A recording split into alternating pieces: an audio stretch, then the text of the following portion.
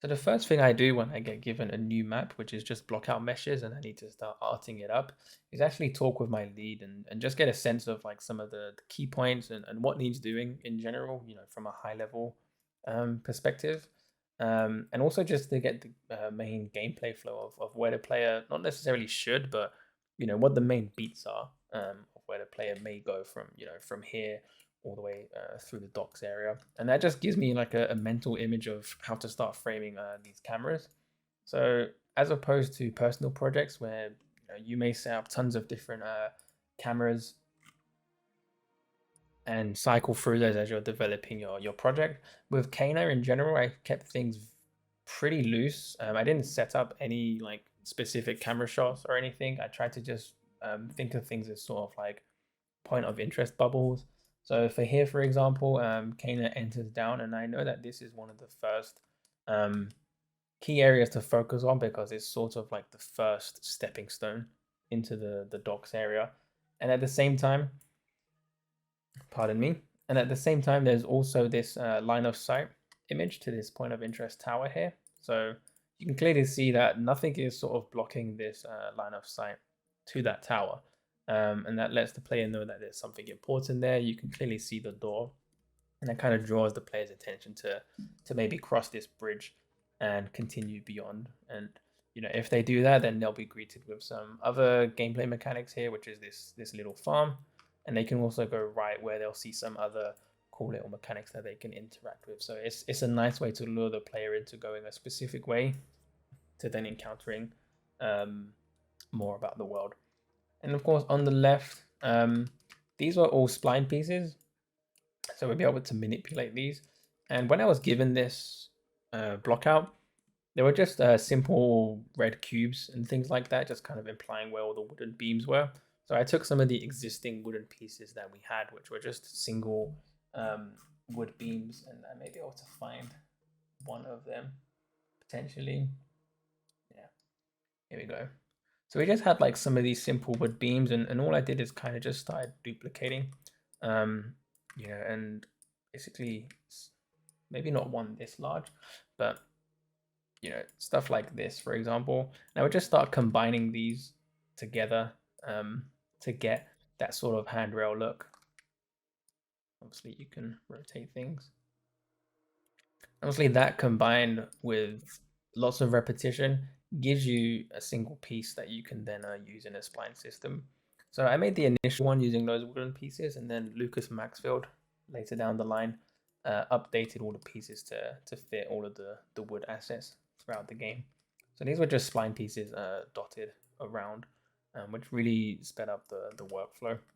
Um, First thing, and then the other area here is this big field area, which was actually cleaned up after what I finished with, um, and the new one is kind of just a lot cleaner and allows the player to see things a lot better, and they know what it actually is. So we can fly through. The other thing I did set up is a lot of this corruption wood. So initially, this was basically clean like this. Obviously, I wanted to imply where the corrupted trees and stuff were growing actually like extended beyond, and this whole structure had been corrupted. It's been here a long time. So I kind of wanted the player, especially when they're walking, and no matter where you are from the docks area, there's a clear distinction between what's technically speaking safe and what's dangerous. So that entire area here, and I'm going to fly it behind as well. This entire area behind and the front building is essentially completely corrupted, giving the player the idea that it's been there a very long time, and that gives us that nice contrast between what's safe and what's dangerous.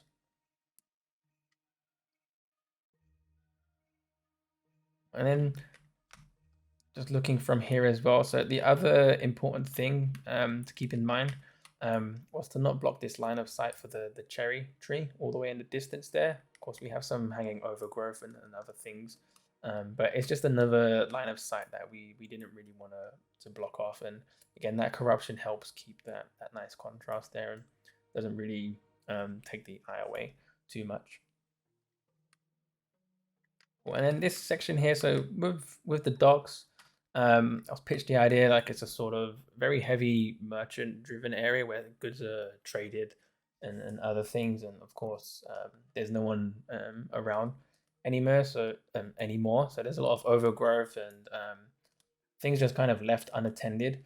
And initially, I had we had different foliage here, so a lot of this has been done by my lead and art director, which is actually very nice. I think this is a lot cleaner than what we had.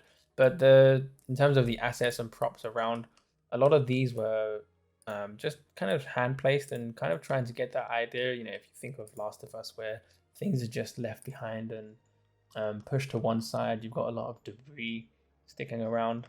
A lot of these are single, and I think later down the line I'll be able to show you some blueprints.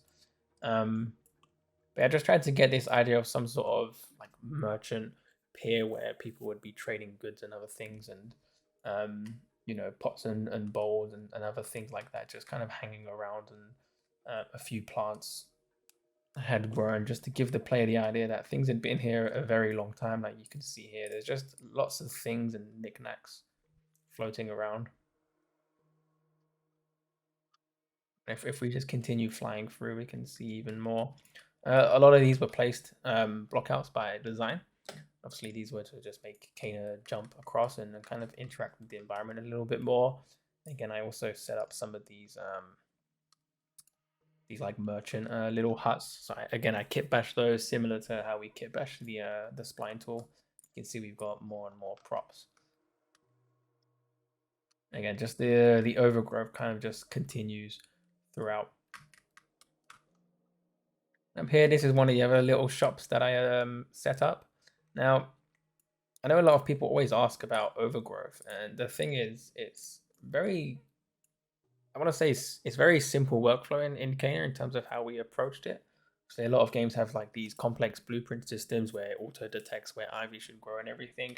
But in Kana, we kind of just took the artistic liberty of just using our artist eye and having overgrowth placed where it should grow. Of course, it needs to make sense of how it's grown. Also, at the same time, making it frame things and having it look good, and also adding to the environment. So you can see clearly here without it, it looks a bit barren and naked. But as soon as we add that ivy, it just gives us a whole new storytelling feel to this. And we can do things like scale this backward and scale it up, and just small things like that, which kind of speed up the entire process. So I'm just gonna. That's kind of how we normally approach things, is maybe adding that one there, and if I just replace this with that one, you can see how very quickly it is to add a bit more overgrowth. And that's just the general process throughout. So this is another shop that I worked on. And over here, this is where we started utilizing the blueprints a lot more. So the whole blueprint system in terms of kit bashing, and I'll probably have another dev diary on this alone because it's a very good workflow that people should utilize a lot more. But these are just individual meshes composited into blueprints. And what that allows you to do is if we update the barrel, it will basically update all of the barrels throughout the game. So if I take a single barrel, for example, like this one, and the art director wants us to change this, we re-import the mesh, and because this is a blueprint using the same static mesh, just going to update that throughout the game, but it gives us a non-destructive workflow. And it also means we can start set dressing things a lot quicker just by dragging these simple blueprints, which have been composited, um, and probably have collisions set up correctly. So it's much easier to place these knowing that they'll work, and we can do large edits. So that's one of the cool workflows that we established, and I tried to push for early on when joining, just because it was getting quite repetitive having to place things one by one at a time. You can see that's kind of how we started things over here, where we're just placing a lot of pots and bowls single-handedly, which just took a lot of time. So over here, we just started using the new system. Up here, some more merchant and overgrowth. With the grass, more predominant in forest areas, but we always try to taper the grass so it always grows longer stems. And as it gets further away from the growth, towards the pathways, that's where a lot of the shorter grass grows. So it's very short at the meeting point of the intersection. Um, that's how it grow. And then a lot of seams and stuff would just kind of hide. I don't want to say seams, but a lot of like corners and edges, we would just place some ivy to kind of hide, um, either hide anything or just help with that overgrowth feel with the whole environment. And a lot of the ivy is always at the edges of things, never just in the middle of something. This top area, if we come back, if we fly down, we can see more, um, more of the same, really. So this area here, so that was more of like a little like merchant area. This area here, it was kind of another section where I started playing with the idea of just extending the goods area. So obviously this one is more ransacked. And over here, I wanted to have more overgrowth, a lot more vegetation growing here. A lot of the shops here may have been a bit more luxurious and, a bit more, I don't want to say expensive or fancier, but, there's nothing kind of on the ground or anything. They're always pushed inside where they're selling their goods. Um, and this overgrowth was kind of like an indication where this has been here a long time. It was a nice leading eye to this large open area, which went through quite a bit of work. Initially had like open bar tables and things like that, like a sort of drinking area, but for gameplay purposes, this was kept open to support the gameplay needs. But one of the issues we had initially, at least from an art perspective, was finding a way to make this repeating ground, which was just tiled wood pieces like this. How do we make this not look boring or bland or anything? And that just came with a nice conjunction of painting some of this foliage at the edges, which is a good starting point. That's usually the first thing I do is painting foliage where it makes sense and where it can look good. And then after that is usually adding some decals. So you can see some of these moss decals here. So that was another thing where if I didn't have without the moss decals, it would be weird to have grass just growing on wood, for example. But with the addition of moss, that kind of allows us to get some of this overgrowth growing here within a logical reason. It gives the sense to everything. And then on top of that, we've also got some of these like dead leaves, which again, like these help just break things up a little bit. If I just hide this, and I also grab that decal, you can see that's just looking a little bit bland, and as soon as we bring those back, it helps blend everything in. So that nice cluttering of foliage, overgrowth, moss, and dead leaves with the flat, clean planks of wood is just works really, really well in the grand scheme of things, and that's repeated throughout in the entire docks area. You can see it's just kind of clustered here and there and everywhere. And then just some more props in a shop. Cool. And then the whole overgrowth with the tree, for example. So I know a lot of people always ask me about roots and other things and how the best way to go about that. So I just hide some of these. So usually, at least how we approached it was just shoving roots into the tree, for example, and then just kind of having it placed where it fits best and also makes sense. In any areas that may have been an issue, we just put like a bush there to kind of hide those potential problems. Again, like this is poking through here, so if I was still spending time on this, I may bring that out further just to hide all of those potential issues, and that would solve that problem basically. And of course, I can always grab another route if I wanted to, and kind of maybe not that one. Let's see what we've got.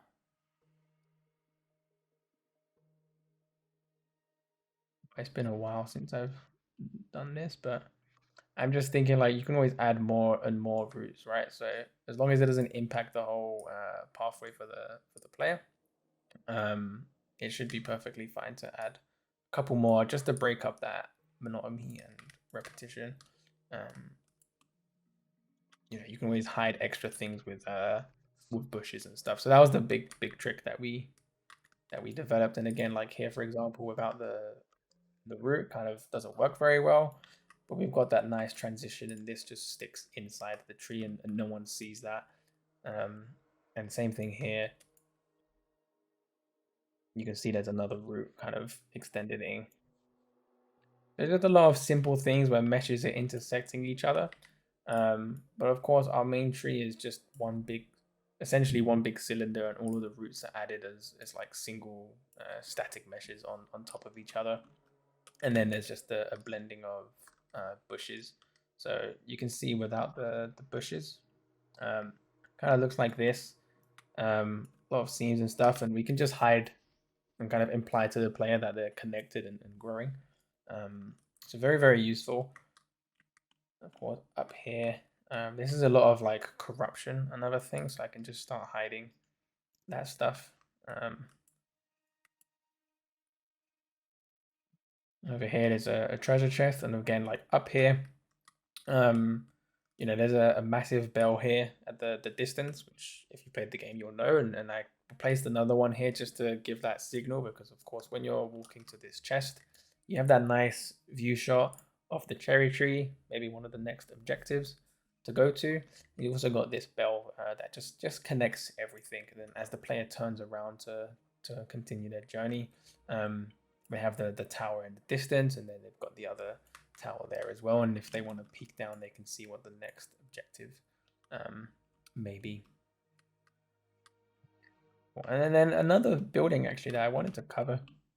It's not really like a point of interest or anything, but I just want to quickly hide a lot of this overgrowth, and just show like how simple it is to make like a very simple looking asset feel complex and detailed and have a lot of things going on about it. Just hide that. Cool. So usually I'll place something like this. You can hide some of the bushes as well. And it's feeling very bland. It's not very integrated, but with the addition of like some bushes and also throwing some of these little trees. Where is it? Unselect it. So throwing some of these trees. So we always hide like the stem in the bush as if it's like growing out from the soil beneath the bush. It's a nice way to blend it and get that variation. The same thing with the ivy. They're just single pieces placed. So I could probably grab this piece here and just duplicate that and maybe scale that to make it longer. And that kind of gives us what we need. And you may have seen that this piece here was separate. It's just kit bashed very simply. Nice and simple. Doesn't have to be complicated. You want to keep things as simple as possible. So single beam, couple of planks, and you're good to go. A simple staircase. And then this piece here is also another modular one. So they kind of snap, but the nice thing is if I was building something similar, I could just take this piece, and I think a lot of issues or problems that people may run into is making things snap, completely. But if I was making something similar, like I could just drag a piece, and even if it's too big, I can start scaling these down. Oh,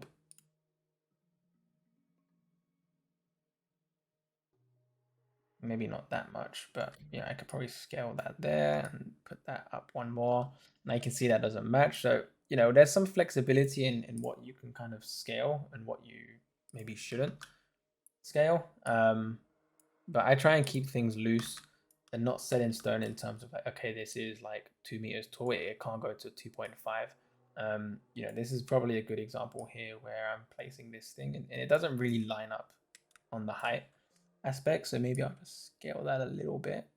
And that kind of works. And then we've got like a new wall piece.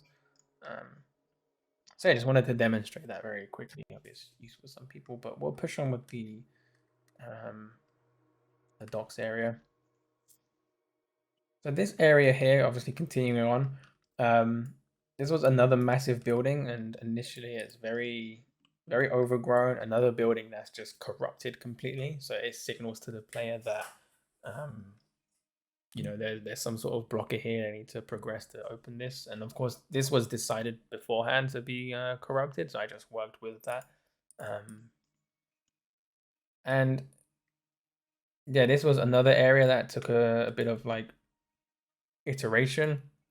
I wanted to, I think initially it was just very bland and didn't have much overgrowth here. So we pushed that theme even more, and we used a new archway to match the one with the one at the cherry tree. Again, just linking things.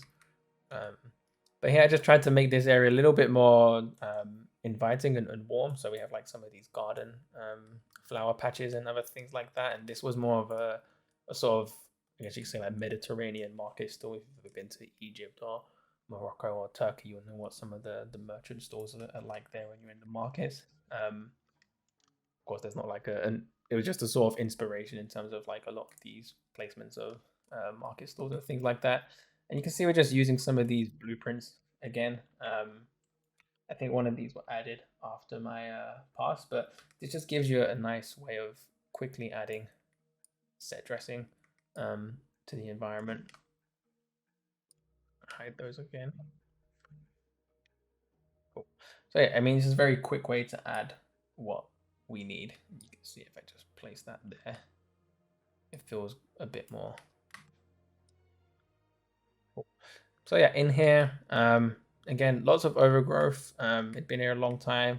And up here is where Kana starts to climb. So I think the light wasn't here initially, but I had set it up with decals, and of course the light draws the player's attention. And obviously when you go up, again, just the overgrowth is very, very heavy on the interiors, following the same system as everything else. Kana comes up. I hide that.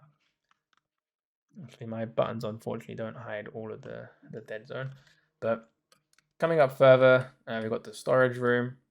Lots of loot in here, so just wanted to have tons of storage items, and the mushrooms help sell the overgrowth. So I tried to use mushrooms wherever I could, just to help sell the overgrowth idea, and they actually look quite nice, and they're just a nice break from the green overgrowth of like ivy and bushes and trees and things like that. And then another building that I think on the back side as well, we've got some of these sort of like piers, or maybe where fishing merchants may have come to dock and bring some of their goods in. So a lot of the props here are more fishing related. So you've got like ropes and fishing baskets and fishing nets. Um, and then over here, this is another one of our blueprints that I think I put in another dev diary. But this is one of the blueprints that I had set up, and they're built in a way where I can simply grab another one and just replace. And what that does, it just replaces it with another blueprint. So all the desks are in the same place, all the blueprints. So it just means we can easily right click and replace. And that's just going to allow us to get a new desk that kind of fits what it is we're looking for. Oops. I can't see the button anymore. Put that there. Cool. Well, maybe not that one, but I guess someone made another desk that didn't fit the metrics that I had set up. But yeah, there you can see. So it just snaps. So it's just a quick way to get things moving. And then this building here, again, just constructed from modular pieces. So just a wall piece, and another wall piece. I think initially they didn't line up, but if I grab this mesh and snap that there, you can see it's not lined up perfectly. So you just kind of stretch that a little bit, and maybe stretch that down so it doesn't poke through. And that kind of gives you a starting point of what you need. Again, same thing here where this piece is stretched just a little bit on I think the red axis. I think normally it's like that, but we just scale it a bit to make sense. So don't feel too constrained to your initial mesh size. You can extend it a little bit. And then that was accessible. And then the last area of the docks is this area where initially when the player comes, it's just full of 1 second. Yeah, it's very, very foggy, very moody. And again, this went through quite a few improvements. I think someone had actually updated this piece, but in general, again, just try to get that ivy and the growth everywhere. And this one I tried to make feel a lot more fishing related. So this is, of course, where the water is, so a lot more fishing nets and other things like that. Very heavy on the prop side of things. And when the player finally does clear the corruption and um, can I put the water? There we go. Cool. Yeah, so once the player does clear this and they can actually see, this is what it looks like. So you can see it just still feels abandoned, and as the player walks around underneath here, this was all hand placed, so it took quite a bit of time to get through. But I'd say the main things that I've gone through are those keeping things in mind, like flying through here is generally how I work through the entire environment. Taking an area at a time and also thinking about those main beats. So how you enter these areas, where you enter from, it should still feel like a wow moment. If we fly over to that shop, obviously you're walking down these steps, and when you come here, this should still feel like a wow moment. So you've got like those roots and the bushes in specific areas to frame things, and the tree in the distance. Of course, if you walk back here, this again feels like a wow moment with the bushes and ferns and everything. So always just thinking about that when we're going through. And it just comes back to the point I made at the start of this video, where setting up cameras would just take way too much time to flick through, especially at a block out phase, because you don't really know, other than the simple shapes and stuff.